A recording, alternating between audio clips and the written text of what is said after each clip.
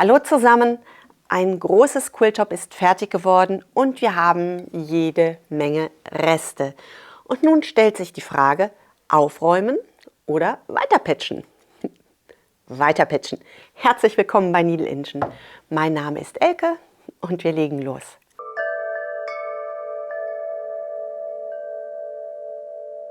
Einen ganz herzlichen Dank an die Kanalmitglieder für eure finanzielle Unterstützung.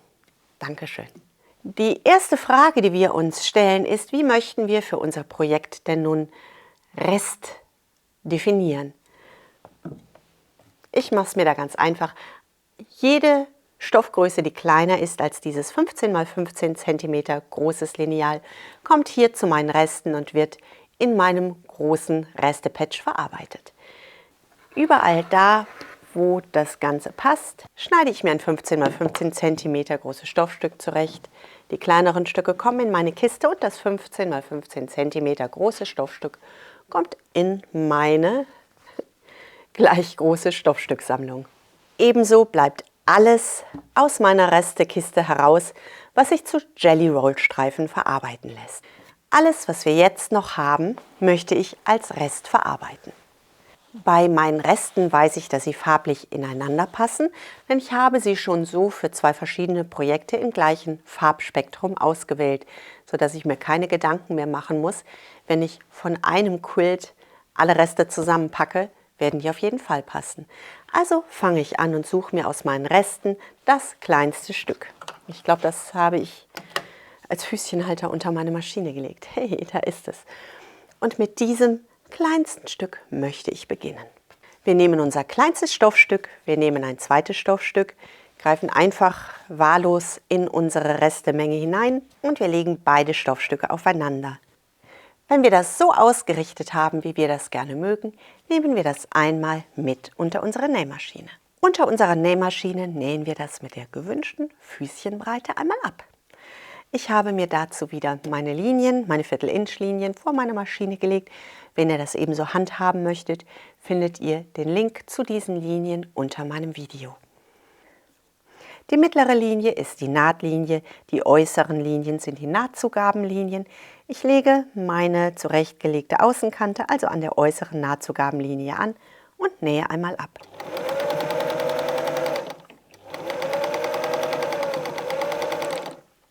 Das Ergebnis hole ich unter meiner Nähmaschine hervor und schlage meinen Zipfel einfach nur zur Seite. So schaut mein Anfang aus. Ich greife einfach wieder hier in meine große Kiste hinein. Das nächste Stoffstück lege ich erneut an eine Außenkante an, so wie ich das gerne mag. Schiebe das Ganze unter und ich nähe die Seite erneut fest.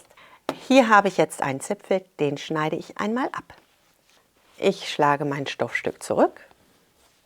So schaut das Ganze aus. Jetzt werde ich jedes nächste Stoffstück immer entgegen des Uhrzeigersinns annähen. Hier schaue ich einfach, dass ich hier eine gerade Linie bekomme. Alles andere ist egal. Mir ist egal, ob hier einzelne Stoffstücke weiter überstehen. Ich möchte nur mit dem gerade geschnittenen Stoffstück an der Außenkante abschließen. Und wir nähen.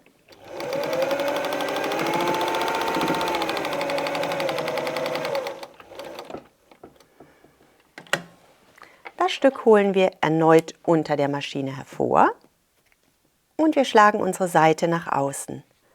Unsere überstehenden Stoffkanten, die schneiden wir erneut ab.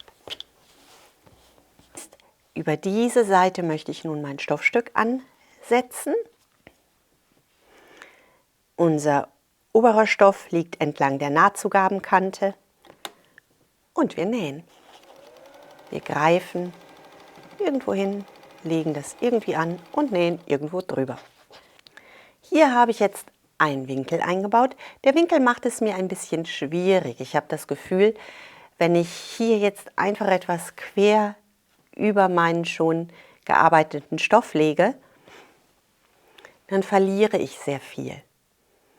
Aber das stört uns gar nicht, denn alles, was wir verlieren, wandert anschließend wieder in unsere Kiste und wird einfach bei unserer nächsten Runde weiterverarbeitet. Ich möchte dieses Stoffstück eigentlich gerne über die ganze Breite, aber in der Breite habe ich verschiedene Stoffstücke. Das heißt, ich gehe einfach hin, wähle 2 Stoffstücke, nähe diese aneinander, schlag das Ganze auseinander und schaue mir das Ganze nun wieder an meinem Patch an.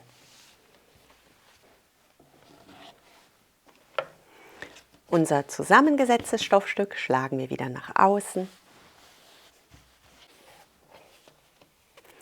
Und so schaut's aus. Irgendwann wird euer Patch dann richtig groß.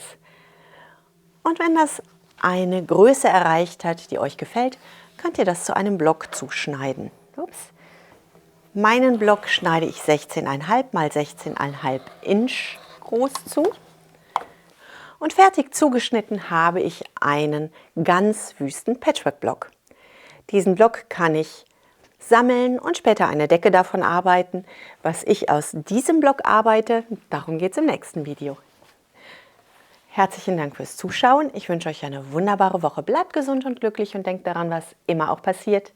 Einfach weiter quitten. Bis zum nächsten Mal. Tschüss.